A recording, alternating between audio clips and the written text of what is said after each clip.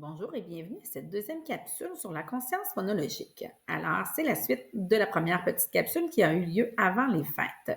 Lors de cette première capsule, vous avez vu ce qu'est la conscience syllabique, c'est-à-dire que lorsqu'on a un mot, on est capable de le séparer en parties pour nous permettre de mieux entendre les sons qui en font partie.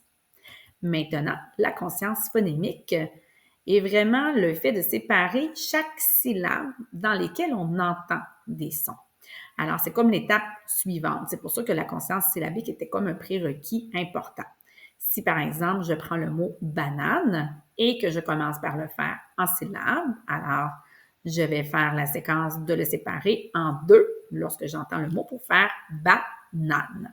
Maintenant, lorsque je suis en conscience phonémique, je vais reprendre chaque syllabe et je vais faire chaque son que j'entends à l'intérieur. Ça ressemble quand même un petit peu à un rap lorsqu'on parle en phonème. Je vais vous faire l'exemple en prenant encore le mot banane. Alors, dans le mot banane, j'entends B, A, N, A, N. Alors, vous comprenez que c'est quand même très important pour apprendre à lire et à écrire. C'est important aussi de comprendre que lorsqu'on travaille en conscience phonémique, il est important d'utiliser le son produit par les lettres.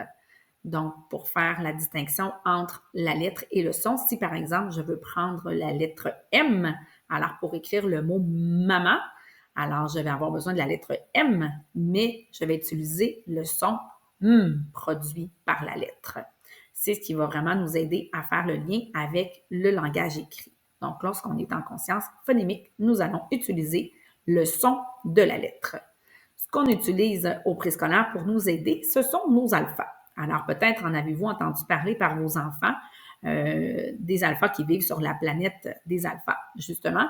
Alors, c'est vraiment le matériel ludique qu'on utilise à l'école pour faire apprendre le son, surtout des lettres, puisque chaque alpha est une lettre et produit son chant, donc le son de la lettre. C'est vraiment ce qu'on va utiliser pour aider les enfants à mieux entendre les sons dans les mots.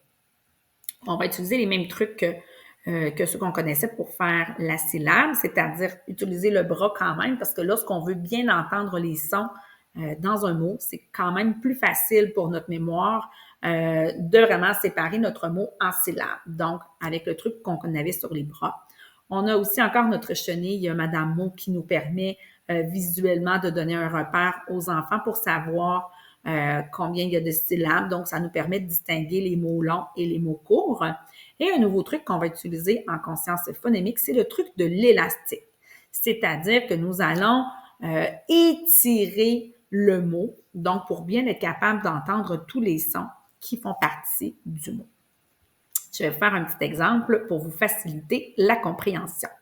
Alors ici, je vais utiliser le A, donc Monsieur A pour ceux qui connaissent les alphas, et je veux savoir si dans le mot koala, j'entends le A. Alors, j'ai utilisé mes trucs, soit de le faire en syllabes ou d'utiliser aussi l'élastique pour m'aider à entendre. Alors, dans koala, j'entends non seulement un, mais j'entends bien deux A. Alors, si j'utilise Madame Mot pour m'aider à comprendre, alors je sais que dans koala, j'ai 3 syllabes et à l'intérieur de chaque syllabe, si je prends ma première syllabe, ko, alors dans cette syllabe, j'entends pas le A. Ensuite, ma deuxième syllabe, a, alors j'entends le A, mais attention, dans ma troisième syllabe, j'entends aussi un A, puisque ma troisième syllabe, c'est le la.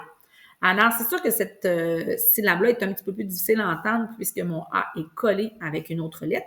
C'est pour ça que c'est intéressant d'utiliser le truc de l'élastique lorsque je veux aider à bien là, entendre un son dans une syllabe. Alors, en faisant la, je suis capable de mieux entendre mon son. Et les enfants vont aussi apprendre que Madame Mo, lorsqu'elle a ses bedons, elle produit des petits sons aussi, puis là, elle a des bébés dans chacun de ses bedons, donc qui vont représenter les sons qu'on entend. Alors, si, en deuxième exemple, je prends le mot lion, et là, que j'essaie de voir si j'entends le A. Et là, c'est important d'écouter partout parce que mon A, il peut être caché au début du mot, il peut être caché au milieu, il peut être à la fin. Et là, dans ce cas-ci, dans le mot lion, je n'entends pas le A. Alors ça, c'est la première chose qu'on va pratiquer avec les enfants et on va utiliser le code secret pouce en l'air si j'entends le son et pouce en bas si je ne l'entends pas. Donc, plus facile. Alors, lorsqu'on utilise les voyelles, donc si j'entends ces lettres-là dans les mots, les voyelles ainsi que les consonnes longues, donc celles qui sont à l'écran, sont plus faciles à entendre parce que ce sont des sons qu'on peut facilement étirer dans les mots. Donc, par exemple, si je veux prendre la lettre M dans le mot maman, alors si je viens l'étirer, maman, alors comprenez que mes lettres sont plus faciles à dire parce que je peux étirer ces sons-là. Par contre, si j'utilise les consonnes courtes, c'est pas possible de les étirer. Alors, ce qu'on peut faire pour nous aider à bien les entendre, c'est qu'on va venir les répéter. Donc, on va bientôt vous parler là, du dispositif de la glissade et de la trampoline qu'on utilise là, pour aider les enfants à bien isoler des sons. Mais je vais pouvoir, par contre, prendre le son et le répéter plusieurs fois comme dans ballon. Si je veux répéter le premier son au début, b, b. Alors, je peux le répéter plusieurs fois pour m'aider à bien l'entendre. Alors, on se pratique un petit peu pour être sûr qu'on a bien compris la consigne. Alors, est-ce que j'entends ou j'entends pas un i dans le mot coccinelle? Alors, la réponse est oui, j'entends le i dans coccinelle. Maintenant, est-ce que j'entends le i dans le mot singe? Et l'attention, c'est une petite attrape. Je vous rappelle de faire attention, de toujours rester en contexte oral. Alors, je n'entends pas dans le mot singe la lettre I, même si quand on sait comment ça s'écrit, on sait qu'il y a un I, puisqu'il est rattaché avec le N pour faire le son in. Alors, encore une fois, c'est très important quand on travaille à l'oral de se référer vraiment au son qu'on entend. Alors maintenant, est-ce que j'entends L? Alors, la lettre L, évidemment, mais qui fait le son L dans le mot cheval. Alors oui, je l'entends.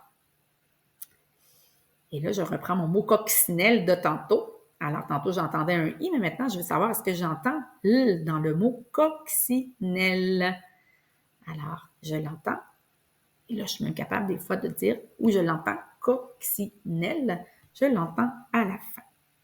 Alors maintenant, si on prend un son un petit peu plus difficile, je vais prendre le son B.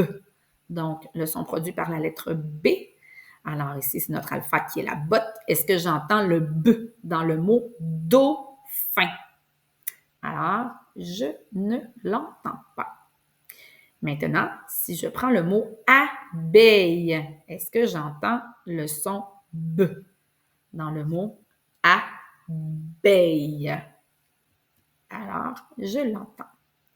Alors, ce sont les étapes qu'on va utiliser pour travailler la conscience phonémique avec les élèves. Alors, ce que je vous présente aujourd'hui, c'est vraiment juger est-ce que j'ai une présence ou une absence d'un phonème qui est donné. Alors, vous voyez que nous aurons quelques autres étapes à travailler que je vous présenterai dans une prochaine capsule. N'oubliez pas que si vous avez des questions en lien avec ça, vous pouvez toujours vous référer soit à l'enseignante de votre enfant, à l'orthopédagogue de l'école ou à l'orthophoniste, puisque nous travaillons en collaboration. Maintenant, j'ai une invitée spéciale. Alors, je vais inviter la fée à venir présenter le défi que les enfants auront maintenant à faire. Alors, dans la première capsule, ils ont mis un premier défi à remplir au niveau des syllabes. Alors, aujourd'hui, nous avons un autre défi à vous présenter. Alors, sans plus tarder, je vais demander à la fée Alphabelle de venir me rejoindre. Alors, bonjour les élèves de l'école de l'Aubrivière. Je suis la fée Alphabelle. Peut-être m'as-tu déjà vue dans l'école. Alors, moi, les alphas m'ont donné une mission à l'école de l'Aubrivière. Je travaille aussi avec Madame Isabelle, ma cousine, pour nous aider à protéger nos alphas. Et le défi d'aujourd'hui que j'ai à te lancer est en lien avec un alpha que tu connais probablement très bien et qui est le A. Alors, moi, j'ai besoin de savoir, lorsque tu vas retourner à l'école demain, en utilisant le code secret pouce en l'air ou pouce en bas, que tu ailles dire à ton enseignante si toi, tu entends le A dans ton prénom. Alors, si on prend par exemple mon prénom à moi, je suis la fée Alphabelle. Alors, as-tu entendu le A dans mon nom? La réponse est oui. Alors maintenant, j'ai besoin de savoir si toi, il y a le A dans ton nom. Alors, quand tu iras revoir ton enseignante demain, tu n'as qu'à lui dire avec le code secret pouce en l'air si toi tu as un A dans ton nom et pouce en bas si on ne l'entend pas. Mais attention, ne révèle pas le défi parce que ce n'est pas tous les élèves qui vont avoir écouté cette capsule. Alors, je compte sur toi pour relever ton défi. Alors, merci Alphabet. Alors, les élèves, j'ai hâte de voir ceux qui seront capables de faire leur défi. Alors, merci de votre attention. Merci d'avoir pris le temps d'écouter cette petite capsule et soyez à l'affût parce qu'il y en aura quelques-unes pour vous présenter d'autres défis pour les élèves et d'autres petites informations pour les parents. Alors, prochaine capsule sera sur identifier le premier phonème. Alors, d'ici là, continuez à bien pratiquer et je vous dis à bientôt.